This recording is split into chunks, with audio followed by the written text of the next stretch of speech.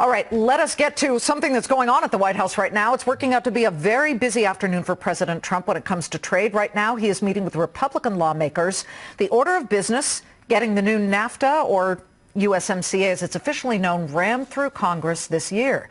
Meanwhile, U.S. Trade Representative Robert Lighthizer, also with Treasury Secretary Steven Mnuchin, going to start the next round of trade talks in Beijing, and that begins the day after tomorrow. Joining us now in a Fox Business exclusive is the lead architect of the original NAFTA trade agreement, Ambassador Carla Hills. She was the U.S. Trade Representative under President George Herbert Walker Bush.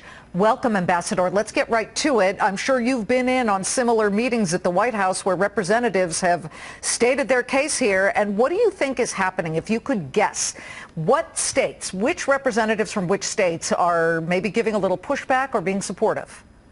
I think that they'll all state their own interests. Midwest will be concerned about tariffs levied on farmers, and there'll be concerns about tariffs, I think, throughout the whole meeting. Then there's a suggestion that maybe there'll be quotas in the USMCA to ensure that the trade goes more inward than outward. And so there'll be some concerns on those issues. Some of the states, I'm thinking Wisconsin, Ohio, Iowa, have been hit.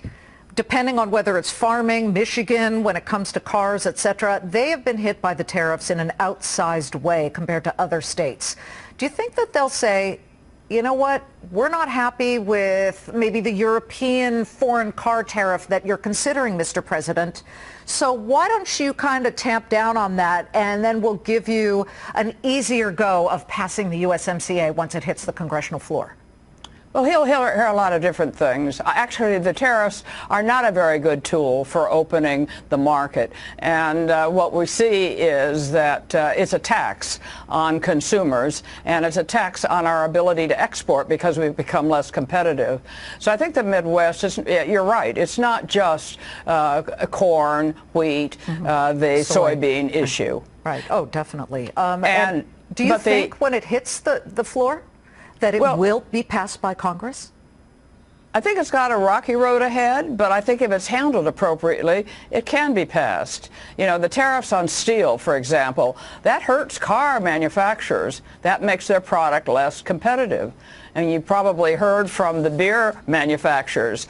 They have taken a big hit because the cans that they use aluminum, which are affected by tariffs. So I hope the president can respond to that and have a plan forward. I'm glad you just brought up aluminum and Canadians and Mexicans who feel that they would rather hold out right now because those tariffs on steel and aluminum are still in place. And that has been having a meaningful sort of powerful action on what they're trying to do. They say they'll only ratify the USMCA if President Trump ends those aluminum and steel tariffs. Do you think those have a shortened shelf life now?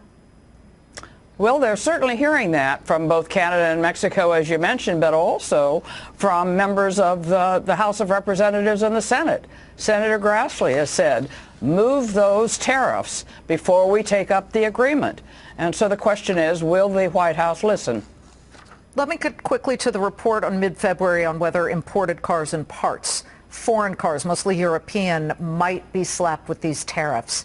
Where do you see that going? Because now the assembly line world, supply chain is very complicated, and some of those cars are sometimes made in America or with parts that are made in America. So everyone's got a horse in this race.